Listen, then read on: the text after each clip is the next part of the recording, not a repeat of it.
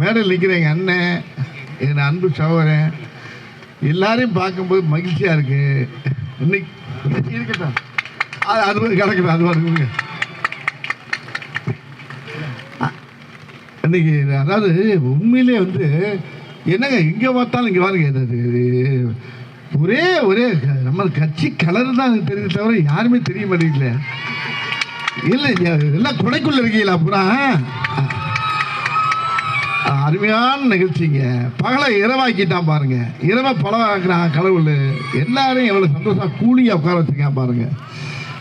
இன்னைக்கு இதுக்கு உதாரணம் என்னன்னு கேட்டிங்கன்னா, 2026 நம்ம ஐயா மாண்புமிகு தமிழக முதலமைச்சர் தான் திருப்பி முதலமைச்சர் 100க்கு 100 உண்மை. இதுக்கு மாற்ற கருத்து இல்லை. 200 நிச்சயம், 200க்கு மேலே வர்றது நம்ம லட்சியம் இல்லை? ஆமாம் ஆமாம். என்ன என்ன என்ன இப்படி அழகான ஒரு அதாவது இந்த நிகழ்ச்சி நம்ம அதை பற்றி பேசிக்கிறேன். நான் இந்த நிகழ்ச்சி எப்படின்னு கேட்டிங்கன்னா, என்னுடைய அன்பு சகோதரர் அருமையாக டெப்டி சிஎம் உதயநிதி அவர்களுக்கு 58 கடந்து, சாரி 58 எனக்கு, நீங்கள் வேறு பார்த்துறாங்க, 48 கடந்து 59 அடியெடுத்து வைக்கும் அண்ணன். 49 மறுபடியும் அதே ஏன் எப்படி பேசிக்கிறீங்க? இல்லை நீங்கள் பண்ணது அப்போ அதான் நாளைக்கு போட்டு கிளிக்க போகிறாங்க என்னைய போகுது. அதனால 49 வயசை அடியெடுத்து வைக்கும் அண்ணன் பிறந்த நாளுடைய இந்த நிகழ்ச்சியில் நான் கலந்துக்கிட்டு ரொம்ப பெருமையாக இருக்குது.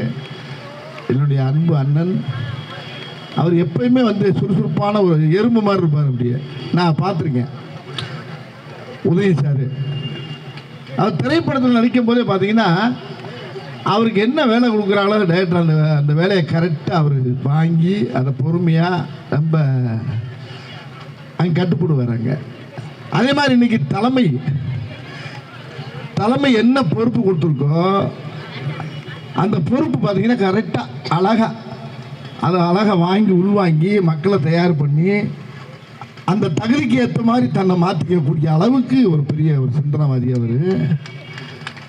அவர் கலைஞருடைய பேரன் அல்லவா? சாதாரண மனிதன் இல்லையாது.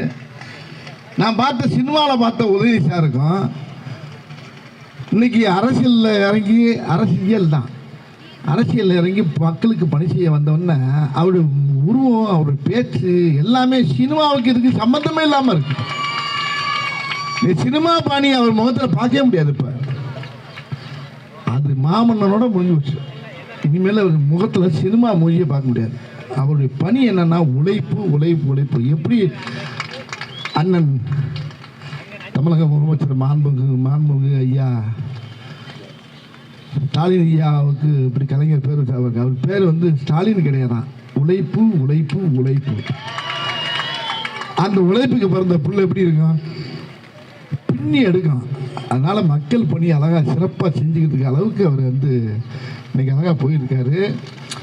ஒரே ஒரு விஷயத்தை மட்டும் நான் சொல்கிறேன். எத்தனையோ நன்மைகள் செஞ்சுருக்காங்க ஐயா, கலைஞர் ஐயா எவ்வளோ பண்ணியிருக்காரு, என்னவோ பண்ணியிருக்காரு. ஒரு விஷயத்தை மட்டும் இங்கே எல்லாம் பெண்களுக்குன்னு சொல்லிக்கிறேன், மகளிருக்குன்னு சொல்லிக்கிறேன், இந்த உலகத்தில் இருக்கிற பெண்களுக்கு பூரா சொல்லிக்கிறேன். ஒரு விஷயம் பாருங்கள், கலைஞர் ஐயா செஞ்ச வாழ்க்கையை பாருங்கள். அதுக்கு நான் அடிமை. நான் மட்டும் இல்லை, தமிழ்நாட்டில் இருக்க அத்தனை தாய்மார்களும் அவருக்கு நீங்கள் உண்மையிலே கட்டுப்படணும். என்ன வேலை பார்த்துக்க பாருங்க, அது ஒன்று தான். இப்போ நிறையா விஷயம் பண்ணிக்கிட்டு இருக்கார் இப்போ நம்ம தமிழக முதலமைச்சர். ஆனால் அவர் பண்ண வேலை ஒரு வேலையை பாருங்கள், கலைஞர் ஐயா செய்யலை.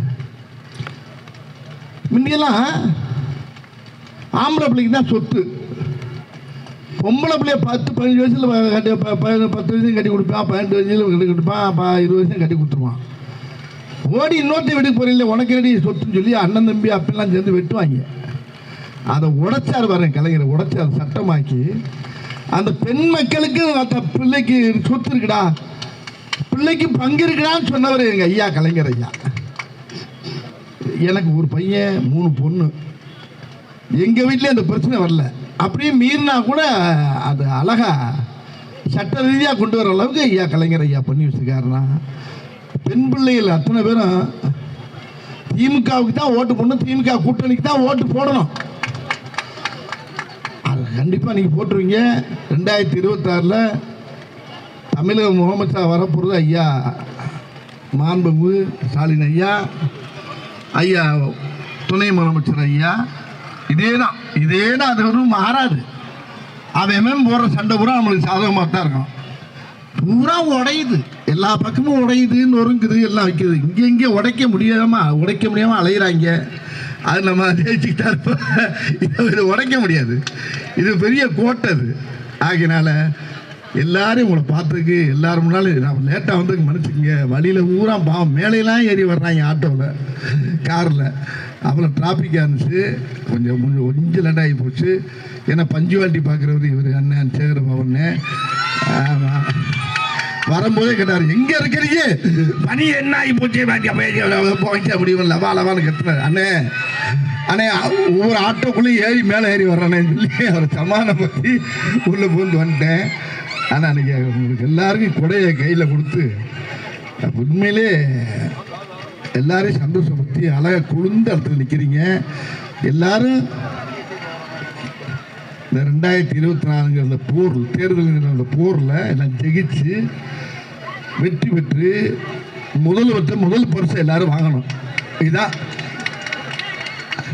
உதவி. என்ன சாதாரணம் இல்லை. ஒரு வரி மட்டும் சொல்லினேன், அவருக்காக பாடினேன். ஒரு வரி. அவர் முதலமைச்சர் ஐயா வந்து அவரை பார்த்து பாடுறாரு, 2 பேரும் சேர்ந்து உங்களை பார்த்து பாடுறாங்க. அந்த ஒரு வரி 4 வரி சொல்லிடுறேன். உண்டு உண்டு என்று நம்பிக்கால எடு, உண்டு உண்டு என்று நம்பிக்கால எடு, இங்கு உன்னை விட்டால் பூமி ஏது கவலை விடு. உண்டு உண்டு என்று நம்பிக்கால எடு, இங்கு உன்னை விட்டால் பூமி ஏது கவலை விடு. 2ல் 1 பார்ப்பதற்கு தோலை நிமித்து, 2ல் 1 பார்ப்பதற்கு தோலை நிமித்து, அது நீதி வரவில்லை எனில் வாளை தொடுத்து. 2 நேர்மைன்னு பண்ணாது. இதுதான் நான் மாமன்னிலையும் பாடியிருக்கேன். மாமன்னிலையும் அவருக்காக மாமன்னில் பாடின பாட்டு அந்த பாட்டு, அந்த பாட்டு பாடியிருப்பேன். ஒரு பாட்டுமே பாட்டு என்ன, சுற்றி பகை வந்து சூழும் திருநாளை வெற்றி தோல் கொண்டு முடிப்பாய். ஐயாவுக்கு பாடினேன், உதயம் சாருக்கு. வெற்றி தோல் கொண்டு முடிப்பாய். ஆனால் இங்கே இருங்க, யார் என்ன பேசுறாங்க உடனே பதில் சொல்கிறதில்ல, சாப்பிட்டாவே ஆப்பு வைப்பார். அவர் உதவி சேட்டை நான் நான் பக்கத்துலேருந்து பார்த்தேன். நான் ரொம்ப நெருங்கி பழகினேன். நான் சும்மா கேட்குறதுக்கெல்லாம் பதில் கிடையாது.